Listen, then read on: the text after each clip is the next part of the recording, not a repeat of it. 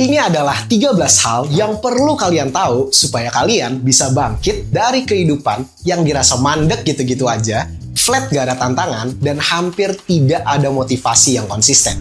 Semua dirangkum dalam satu buku yang sangat merubah perspektif gue, khususnya sebagai anak muda zaman sekarang.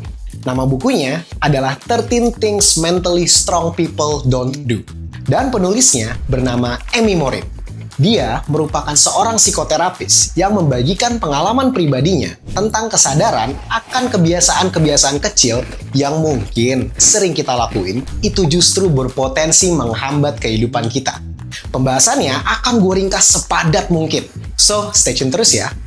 Dari buku ini, gue udah berhasil merangkum 13 poin yang bisa kalian terapin di kehidupan kalian sehari-hari. Pertama, ganti self-pity dengan rasa syukur. Suatu hari, Amy Morin ngeliat kecelakaan kecil di parkiran supermarket. Dua mobil lagi mundur dan gak sengaja tabrakan. Dia ngeliat kedua driver keluar dari mobil. Driver pertama langsung ngecek kedua mobil dan kelihatan lega. Alhamdulillah, untung gak ada korban jiwa, kata dia. Sementara itu, driver kedua langsung ngeluh dan malah ngerasa dirinya sial banget. Nah, driver pertama ngegambarin orang yang mentally strong. Orang-orang yang mentalnya kuat sadar banget kalau self-pity itu kayak racun.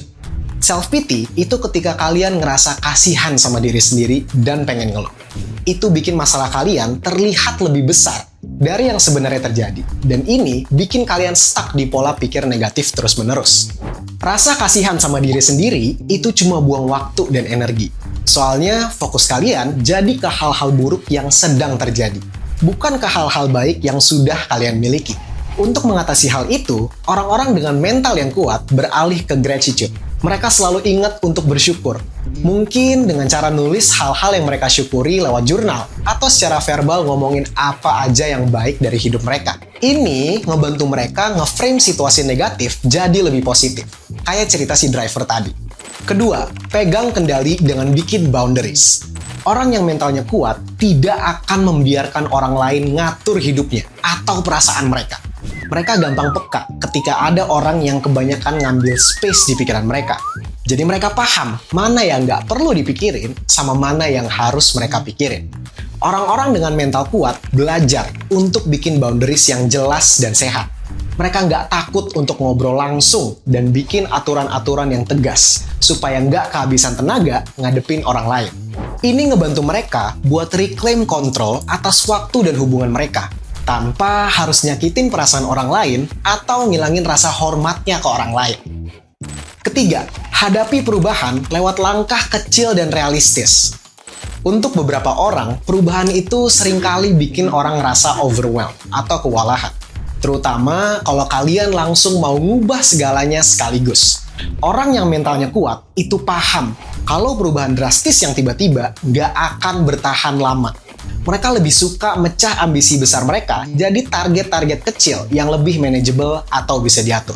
Orang-orang dengan mental yang kuat ngerti kalau progres kecil yang konsisten itu lebih baik daripada perubahan besar yang cuma bertahan sebentar.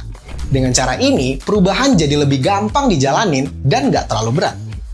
Keempat, fokus sama hal-hal yang bisa kalian kontrol. Gak semuanya di hidup ini itu bisa dikontrol. Dan mikirin itu cuma bakal buang-buang waktu dan bikin frustasi. Contoh paling sering itu adalah membuat semua orang happy sama kita. Dan berusaha untuk mengontrol opini mereka tentang kita. Orang-orang dengan mental kuat gak bakal biarin situasi di luar kendali mereka ngerusak mood mereka. Mereka lebih milih fokus ke hal-hal yang bisa mereka kontrol. Dengan itu, mereka nggak kehabisan energi buat hal-hal yang sebenarnya nggak bisa mereka ubah. Contohnya adalah gimana kita pasti bisa mengatur cara kita berperilaku atau merespons terhadap suatu hal. Kelima, jangan jadi people pleaser. Banyak orang punya kebiasaan untuk pleasing others atau berusaha memuaskan semua orang. Tapi orang-orang dengan mental yang kuat sadar banget kalau selalu nyenengin orang lain itu ujung-ujungnya bikin diri sendiri stres. Orang-orang dengan mental yang kuat itu paham kalau selalu bilang iya sama orang lain juga bisa ngerugiin diri sendiri. Mereka ngerti kalau bilang enggak itu penting dalam menjaga boundaries yang sehat. Mereka juga mikirin dulu apakah mereka beneran punya waktu atau kapasitasnya buat bilang iya.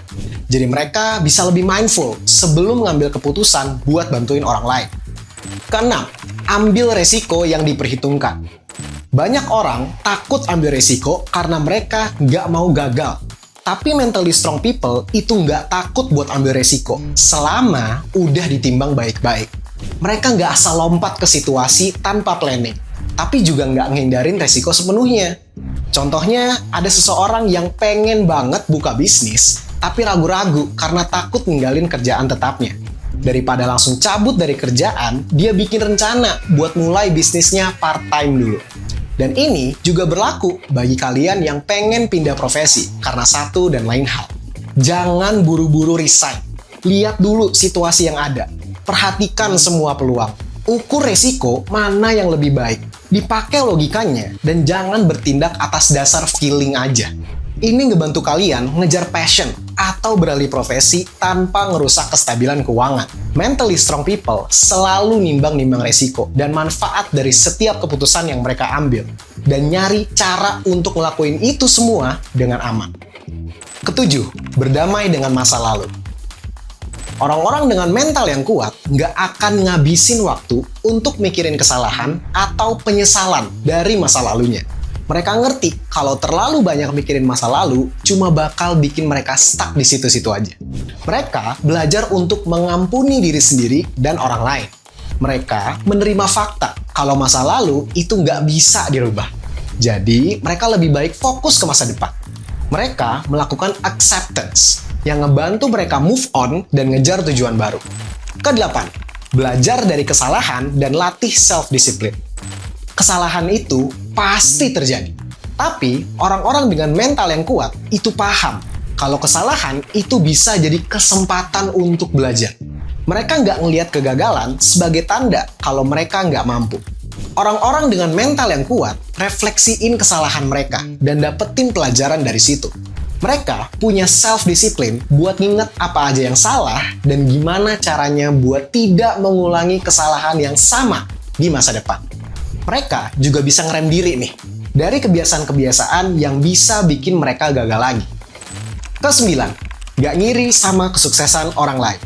Daripada iri atau ngerasa minder ketika ngelihat orang lain sukses, orang yang mentalnya kuat lebih milih untuk belajar dari kesuksesan orang lain. Mereka nggak ngelihat hidup sebagai ajang kompetisi, tapi sebagai kesempatan untuk berkembang. Ketika ngelihat teman sukses dengan kerjaan keren atau gaya hidup yang lebih baik, mereka nggak langsung minder atau iri. Justru mereka pengen tahu apa yang bisa dipelajarin dari kesuksesan temennya itu. Orang yang mentalnya kuat itu lebih suka kolaborasi dan saling bantu untuk sama-sama sukses daripada sibuk ngebanding-bandingin diri sendiri sama orang lain. Mereka tahu kalau setiap orang punya jalannya masing-masing. Jadi nggak ada gunanya iri sama orang lain. Ingat guys, jangan jadi orang yang seneng lihat orang lain susah. Dan sebaliknya, susah lihat orang lain seneng. Ke-10, kasih diri kalian tepukan di pundak waktu gagal. Kegagalan itu bagian dari hidup. Tapi, orang yang mentalnya kuat gak biarin kegagalan mendefinisikan mereka. Orang yang mentalnya kuat itu paham kalau kegagalan gak bikin mereka kurang berharga atau gak berbakat. Mereka malah paham kalau kegagalan adalah proses yang harus dijalanin untuk bisa sukses. Mereka juga tahu pentingnya ngasih diri sendiri tepukan waktu kalian lagi gagal. Bukannya langsung ngekritik diri sendiri terlalu keras. Dengan begitu, mereka bisa tetap ulet dan terus maju. Bahkan setelah banyaknya cobaan di hidup mereka. Poin ke-11, temukan kekuatan dalam kesendirian dan praktik mindfulness. Orang yang mentalnya kuat itu nyaman sama waktu kesendiriannya. Mereka ngerti, terkadang itu penting untuk melakukan me time, buat refleksi diri atau sekedar recharge lagi. Orang yang mentalnya kuat itu suka ngasih waktu buat diri mereka sendiri. Entah itu dengan menulis, meditasi, atau sekedar duduk santai dan mikirin apa aja yang terjadi di kehidupan mereka. Dengan hal-hal kecil kayak gitu, mereka bisa nenangin diri dan ngurangin stres, yang akhirnya ngebantu mereka jadi lebih produktif dan emotionally stable. Ke-12, hindari entitlement dan fokus untuk memberi. Orang yang mentalnya kuat itu nggak ngejalanin hidup dengan mentalitas entitlement, alias ngerasa berhak buat dapetin sesuatu tanpa usaha. Mereka ngerti kalau di dunia ini itu nggak ada yang gratis. Semuanya harus diusahain. Mereka lebih suka fokus ke apa yang bisa mereka kasih daripada apa yang bisa mereka ambil. Mereka ngerti kalau hidup ini itu tentang kontribusi dan value yang dikasih ke orang lain. Mereka juga selalu rendah hati, mau belajar dari orang lain, dan nggak ngerasa diri mereka itu lebih dari yang lain. Orang yang mentalnya kuat itu fokus untuk ngebangun relasi dengan memberi, daripada selalu berharap buat dapetin lebih. Poin terakhir, paham kalau progres itu butuh waktu. Di zaman sekarang yang serba instan, orang yang mentalnya kuat itu paham banget kalau kesuksesan yang nyata itu nggak bisa didapetin lewat satu malam. Orang yang mentalnya kuat punya perspektif realistis soal waktu yang dibutuhin untuk suatu tujuan besar. Mereka nggak ngarep hasil cepat, dan mereka tahu kalau progres kecil yang konsisten itu kuncinya. Mereka bikin target-target kecil yang achievable dan merayakan setiap progres yang mereka buat, sekecil apapun itu. Dengan cara ini, mereka tetap termotivasi untuk melanjutin usaha mereka dalam jangka panjang. Mereka paham kalau hal-hal berharga itu biasanya didapetin lewat kerja keras yang sabar dan dedikasi yang konsisten. Nah, itu tadi rangkuman buku 13 Things Mentally Strong People Don't Do versi gue. Gue ngerti banget kalau kita lagi ada masalah, lebih enak kalau ada orang yang tiba-tiba ngasih duit 100 miliar. Kelar deh itu semua masalah. Tapi unfortunately, hidup kan gak gitu cara kerjanya. Dan kayak salah satu rangkuman tadi, yang bisa kita kontrol itu cuma hidup kita sendiri. Dan ingat, kita itu masih punya waktu. Jangan nyerah. Cari temen yang positif untuk ngobrol bareng. Jalan keluar pasti ada. Dan gue juga sama kayak kalian. Gue sama-sama masih berjuang. Kalau kalian gak keberatan, coba komen apa aja sih yang kalian lagi hadapin saat ini. Dan bagi kalian yang tahu ada orang lain yang sedang berjuang, coba share video ini ke orang tersebut. Siapa tahu kalian jadi salah satu orang yang punya kontribusi besar untuk memberikan semangat ke mereka. And I'll see you next time.